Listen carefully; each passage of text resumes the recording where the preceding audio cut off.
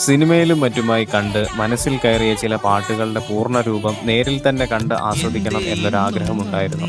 ആ ആഗ്രഹം സാധിച്ചത് അടൂർ ഏഴംകുളം ദേവീക്ഷേത്രത്തിലെ നവരാത്രിയോടനുബന്ധിച്ച് കോട്ടയം നന്ദഗോവിന്ദൻ നടത്തിയ പരിപാടിയിലൂടെയായിരുന്നു.